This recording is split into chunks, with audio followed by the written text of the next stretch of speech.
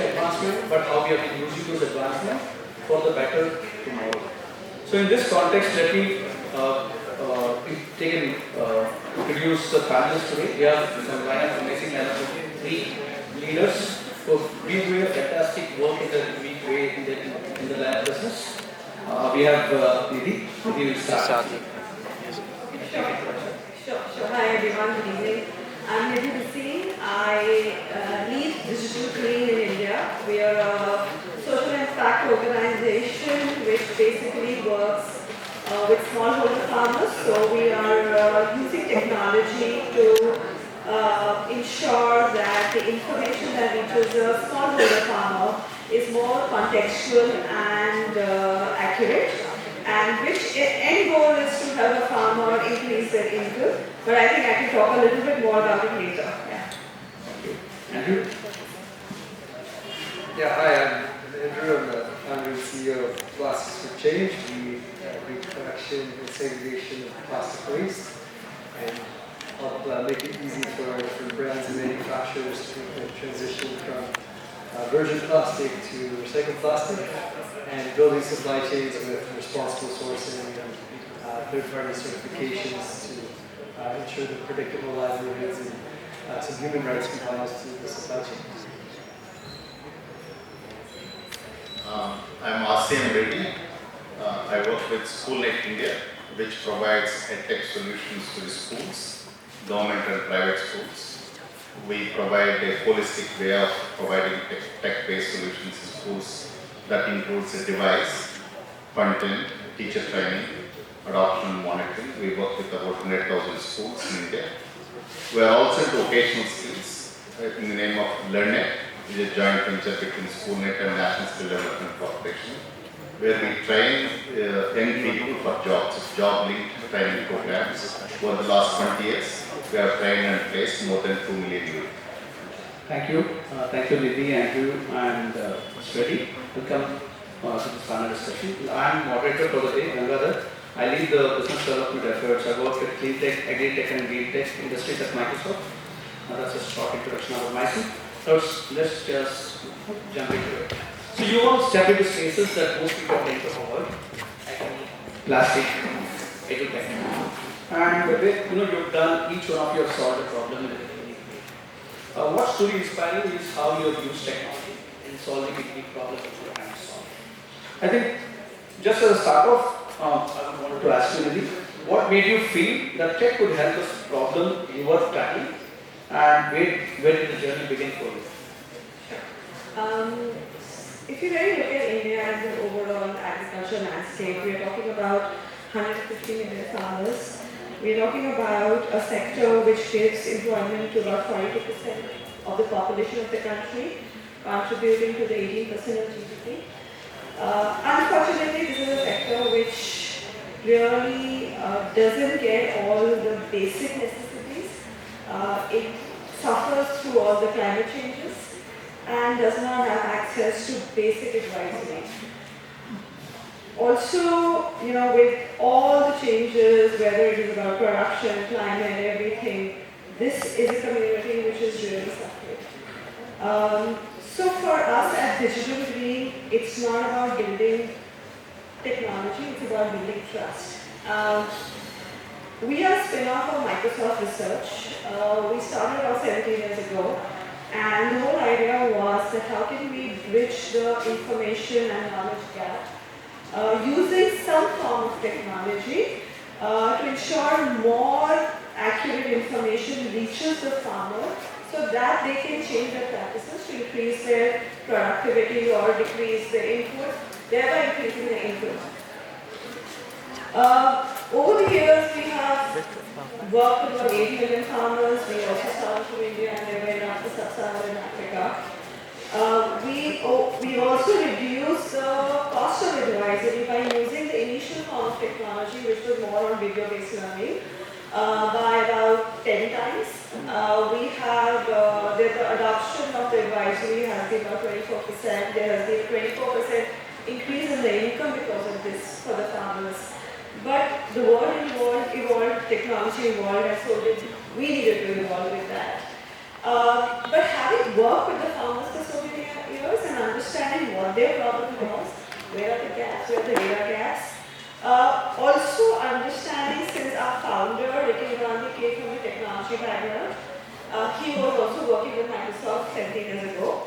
And it was easy for him to then understand that, how the next level of technology can really bridge the gap. So while we started making a lot of products which were helping to bridge the gap, when the whole Gen AI revolution came about 2 years ago, we had a head start because we had teams building chatbot, we had teams which were already working on that. And that really, helped us to figure out that if you really need to reach a population of 150 million farmers, majority being smallholder farmers, if we need to make sure that the information that reaches them is more timely and accurate, and also overcome the challenges of the government extension system, which is really low on resources, how can technology really bridge that gap? And that is the reason that we decided, coming from a background of understanding, working directly with the farmers, working with the government stakeholders, but also understanding technology, we believe that technology, especially the AI revolution, can really help us to make information available more accurately and also help farmers to take database decisions. So moving on to Andrew, so how did your journey start and where did you really saw how tech can help you in your journey? Yeah, so I started as a university student. I wrote a big paper on this concept of making an eco-label on products to represent plastic that was collected from the environment and responsibly sourced.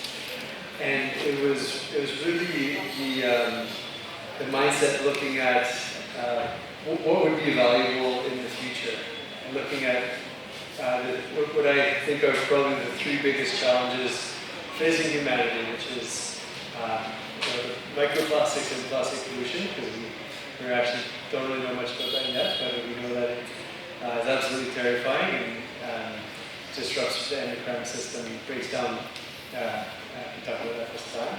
And then of course climate, we must decarbonize our supply chains. And then finally, livelihood and equality for a lot of people that have barriers to employment, which is something that is happening more and more. So it was really the opportunity to address those challenges that I thought, okay, let's give it a go as a young college graduate, and either I would create a business out of work, or I might learn something and maybe go into a career otherwise. Okay. Mr. Reddy, so moving on to you, what was the problem you're trying to solve, and what were the key problems you're trying to solve using technology or business when you started off? If you look at the big picture, what is the pressing problem today in India? If I have to put one major problem, and the core problem is about the jobs, incomes and livelihoods. Alright? And we talk about demographic dividend. We have 25 crore school-going children. 1 crore youth every year enter the job market. Do they have employable skills? Do they have requisite learning outcomes, grade appropriate learning outcomes? Obviously, no, all of us know this. So, how do you solve such kind of massive problem? And several experiments I have seen, highly localized, NGO-driven, personally led, they cannot be scaled. That's where technology plays an important role in terms of democratizing access. If you are able to use tech to teach a difficult to learn topic like how the heart functions or the, say, solar system functions, and the same way of where a Delhi-based kid or Bangalore-based kid would learn, or interiors of India would learn. So having been in the government as a part of Indian Administrative Service, I worked in some of the most difficult areas of the country and also metros. And we realized that it is the only way to do it is use tech. Even today it's so unfortunate to look at around 50% of schools, government schools in India do not have a functional computer. That's the level of digital divide that we have. So we need to bridge this, and we have to bridge that. We have to use tech in an innovative manner, holistic manner. Just pumping some nice videos is not tech. Putting some hardware is not tech. It has to be an ecosystem.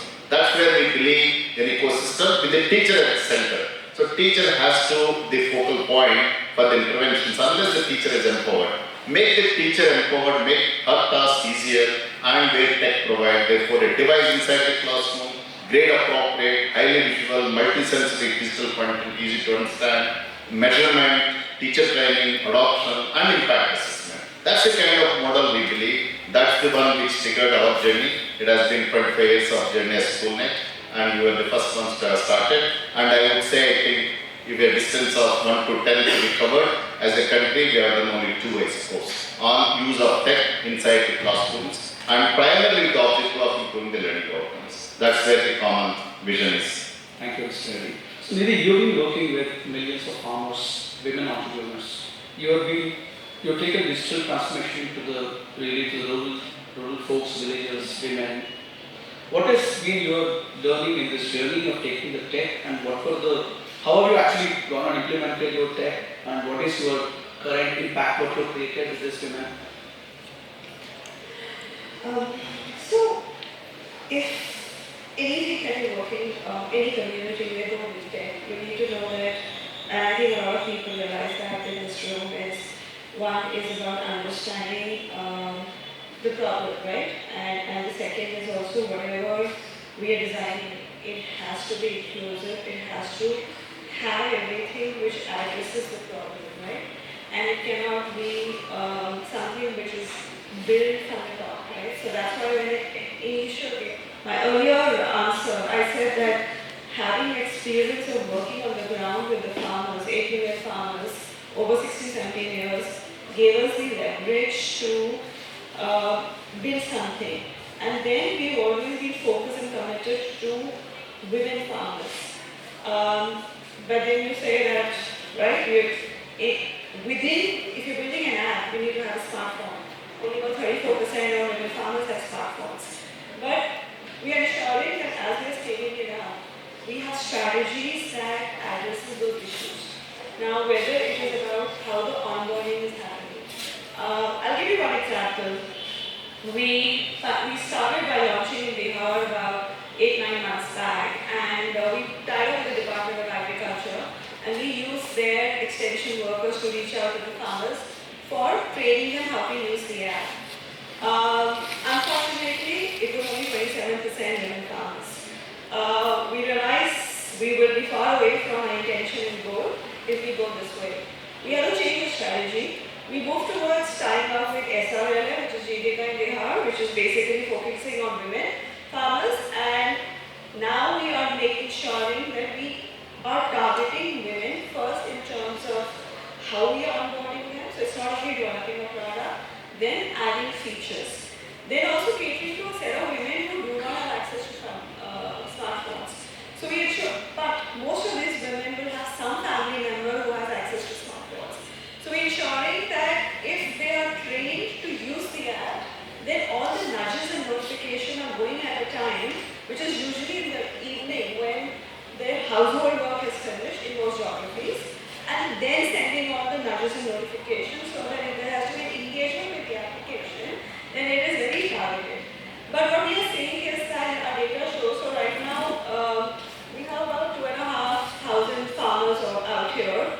Almost 40% are women, but we see that women engage 2 to 3 times more on the application than men do. So you know that even if the percentage is lower, the engagement is much higher.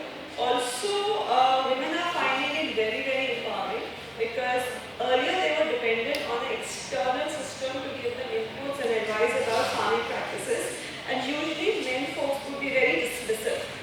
With this, they actually have a tool in their hand, which quote unquote some of the farmers, they say that they don't feel judged any longer because the app is not judging them any longer. So this is how technology, while for us it's an equalizer, and how it can really bridge some of these gaps in spite of having the smartphone challenges. That's great to know. One follow-up question, Nidhi, is how do you see literacy among women in these rural communities? Ability to use the mobile phone. Of course, today mobile has become part of irrespective of rural urban divide. So how are you seeing that? How is the technology enabling them to make the user experience smoother and easier for even for a person who has not probably passed 7th standard or 10th standard? Thank you for asking me that question because I should have covered this in the first part itself. But what we have developed is basically multimodal, which means it's voice to text, text to voice, image to text and voice. Whether you're literate or you're not literate, you can ask a voice question. The fascinating part for most farmers is, whether men or women, is that it's giving them a reply in their own language, right? They don't have to go through the stress of writing. The fact that they can click a picture, upload it, it will tell you that what pest is there and what solution you can find. So that is how we are trying to address the literacy barriers, language barriers. It's not only literacy, it's also about language barriers, because the application is multilingual. We already have that in 12 different languages. So ensuring that, of course, it needs a lot of more work in terms of India, a country like India, so many dialects, all of that. But it's ensuring that as many people can access it across the country. And third follow-up question on that is, when you launch a new technology, anybody who starts using it for the first few weeks, they're very enthused about it. How do you maintain that momentum as a long-term strategic thing? Because you might have a lot of installations, people will use it.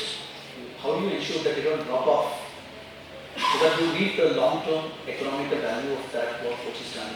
So it's basically, yes, getting people to start using it is one step, one struggle, but the continuous engagement is the other one. So to ensure that the application, and it's a daily learning for us, every day we're learning a new thing and we're introducing new features. So it's a lot of what we are doing to ensure is, it's a lot in our roadmap and how we're building it up further is things like gamification, leaderboards, social incentives, things like community. We're also coming up with a community page, which means that more and more farmers would be encouraged to upload their success stories, because what we've also realized is, who does the farmer trust the most? They actually trust a pure farmer more than anybody else. So how do you put all of that content on the application? So putting all of that in terms of ensuring there's an engagement strategy. Today we have, after the first onboarding about 100,000 users, we did an evaluation. We showed that about 60% of the farmers found it useful. They have actually started adopting some practices. Of course, increase in income will take time, but the engagement strategy becomes very, very important. Thank you. Andrew, what you've been through Plastics for Change is not just a recycling initiative, it's a movement, and you club two most urgent challenges together and try to solve them. One of them is plastic pollution, second is poverty. Now, being the first plastic recycler certified by World Fair Trade Organization is not a small thing. And what's even more powerful way is the way you're bringing communities together, a community of daily workers working on the waste and providing them a social protection and giving them dignity more than anything else. So I would like to ask you, how are you making this model work at such a scale across communities, supply chains, and impact markets? Yeah, it's a complex answer, but I'll try to break it down into three main parts. So to reduce plastic pollution, first off, someone needs to pick up the plastic from wherever it is. That's part number one. Part number two is there needs to be infrastructure to create value from that plastic, have economic value creation. And then the third part is the demand. You need to convince the industry to switch from using the virgin fossil fuel-based plastic to the recycled source stock. So technology is really important in solving each piece of that puzzle. I'll start in particular with the livelihoods. So the informal waste economy is massive. It's 58% of all the plastic that enters the circular economy globally comes through the informal sector. In emerging markets, here in India, it's much higher. It's like 80 or 90% comes through the informal sector. And the supply chains, even just by definition, don't have systems for traceability, human rights compliance. It's in the informal sector. So we use technology to build the traceability and gamification systems to then comply with the third-party standards for responsible sourcing. So the WFTO's Fair Trade Guarantee, there's something called the Social Plus standard, and different standards coming into the sector, similar to what happened in the garment sector with cut and sew facilities and regulations. So we launched our first version of the app in 2016, and it's been a digitally native startup. But that's enabled us now to really scale up. We completed our 6th consecutive year, averaging 3x growth in 2024, and we've already surpassed our 2024 growth in 2025 so far. And that, of course, is leveraging technology for the livelihood creation at the base of the supply chain. Then when it comes to the infrastructure, there's the technology for segregating plastics is emerging very, very quickly. And for better or for worse, it's disrupting the sector. The advancements in computer vision and the ability to segregate polymers, which is a good thing and a bad thing. Polymers are extremely complex. There's tens of thousands of different types of polymer groups, and the technology is able to do that very efficiently, and it's helping to make the economics of recycling more efficient, which is critical because today, across all the OECD countries where there's actually good data, only 6% of the plastics manufacturing industry is getting material of recycled origin, 6% in 2025. So very, very low. So the need to get that up is going to come through the advancements in technology. And then on the demand side, the technology enables us to connect with consumers, because the brands will only adopt recycled plastic if, at that scale, if the consumers are wanting it. So being able to engage consumers, and consumers are trusting supply chains that have the data and the third-party verification of the claims, and if that's all packaged up correctly. So for example, if brands source over 400 metric tons of material, we give them a live dashboard where you can see in real time not only all the plastic that's collected, not all the buy-sell transactions with Caballeros and waste collectors, but all the social impact, social additionality activities that are happening in the supply chain, so they can engage with it and trust it, and then vote with their wallets and choose brands that are making that transition to sustainability. Great work, Andrew. Waste work historically has been invisible, underpaid, unsafe, overlooked. I think through Plastic for Change, you've been helping reframe this entire storyline, which is kudos. And what will it take? I still see this as compared to the overall size of the problem, exception are not the norm. The problem, the volume of the problem solved is still an exception. What does it take to make this a norm? And how is tech helping you today and to take this to a norm across the planet? What is needed? Yeah, a lot to unpack on that, but I'll draw an analogy back to the textile industry. So years ago, a lot of the brands they didn't know where their t-shirt was made. Like the concept of like sweatshops or unregulated cut and sew facilities was more commonplace. And then the brands got together and said, okay, you know what, let's actually start enforcing this. Let's do audits. Let's make sure that people who are making our clothes are paid minimum wages, etc. So that same movement now is happening in the informal waste economy. There's certification standards coming through, and the ability to implement those certification standards by leveraging technology and the traceability systems is fundamental to that step change that we're seeing. Thank you. See, SchoolNet, design its program from eco hackathons to vocational learning modules to build a green skills at scale. That's the first question, and follow on is what impact do you see in both in terms of number and change it is? While we are largely focused on improving the core learning outcomes of the core subjects, math, science, English, and various other things, and we also realized that it's very important to include some of these elements of the skills that are linked to sustainable way of life. And examples I'll just give you. The way we look at it is that, of course, the topic of the panel is the tech and purpose. We partnered with the institute called Villas Institute Foundation based in Switzerland, who do enormous amount of research on planetary boundaries, and some of the best research papers have come out. And they have something called systems thinking.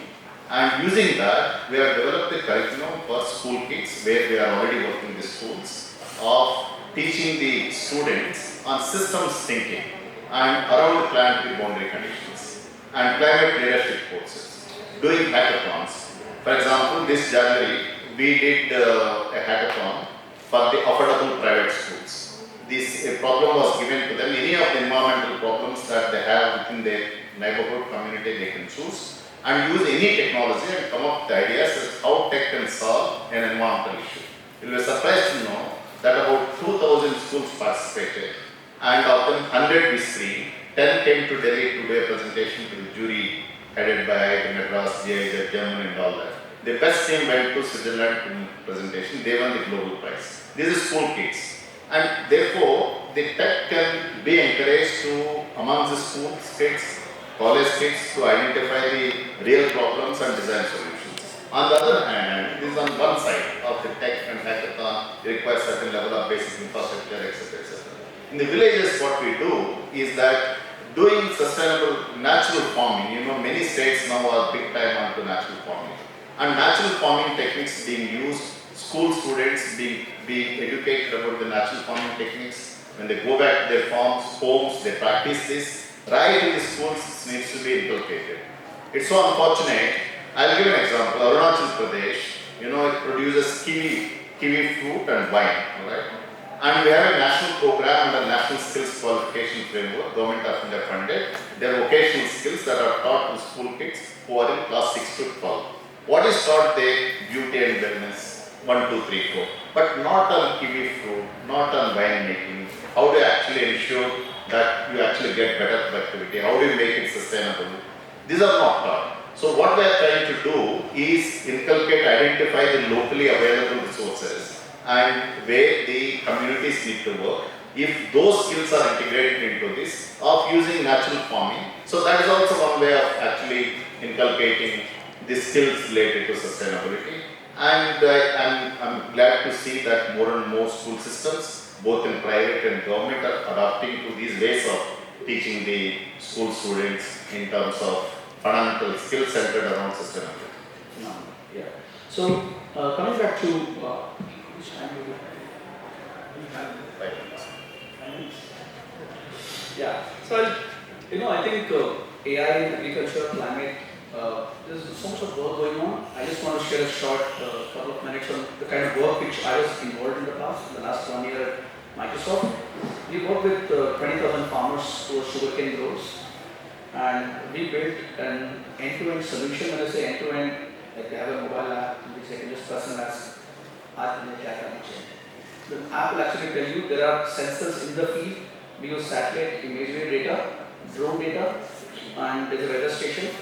And package of practice of any crop, including pest, insecticides, fungicides, is all inbuilt into it. Again, this was completely done with Microsoft Research, built it, wherein we help the farmers to get 35-40% higher yield.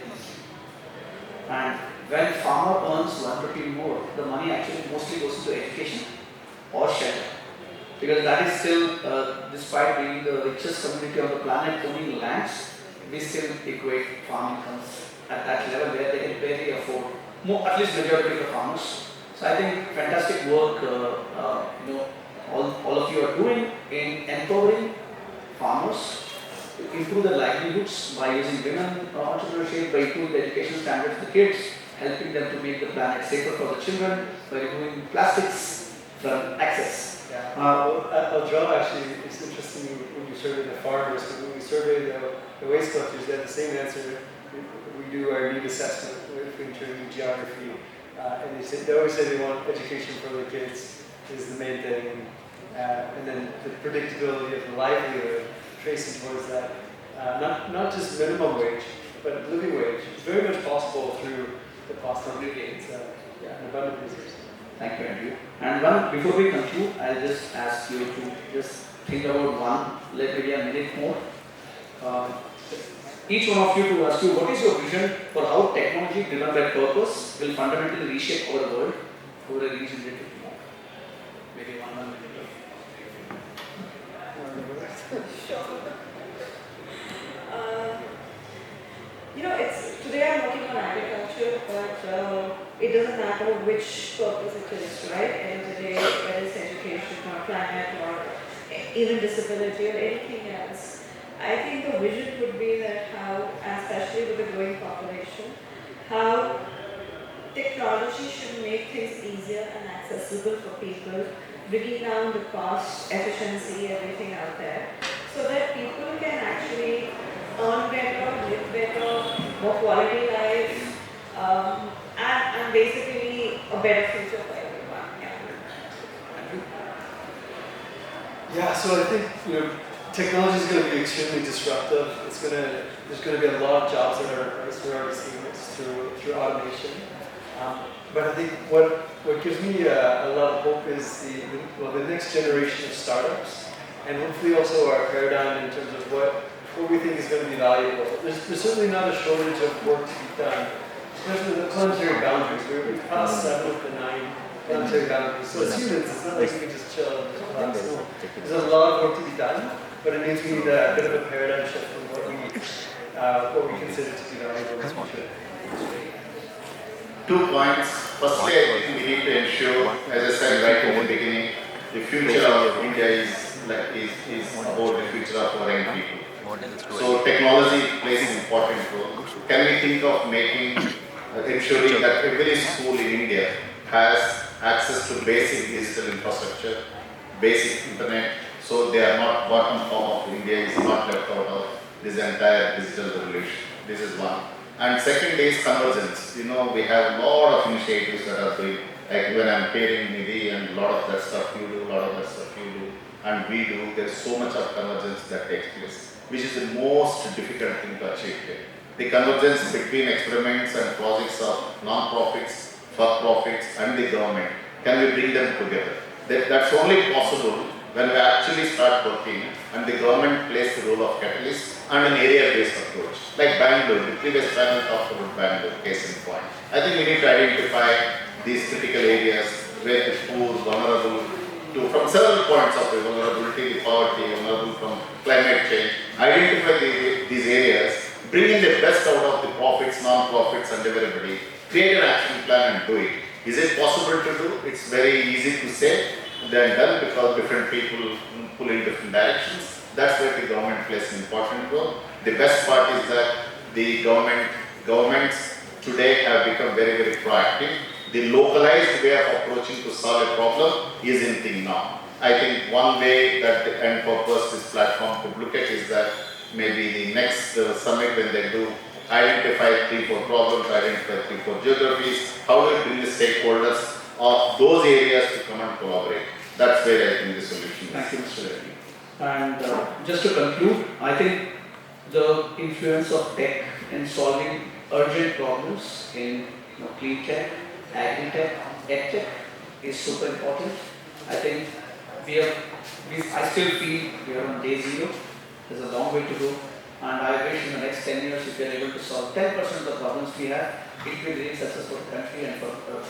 Thank you, Nidhi, Andrew, and Reddy for joining me today in this evening and sharing your stories. Wishing you a good evening. Thank you.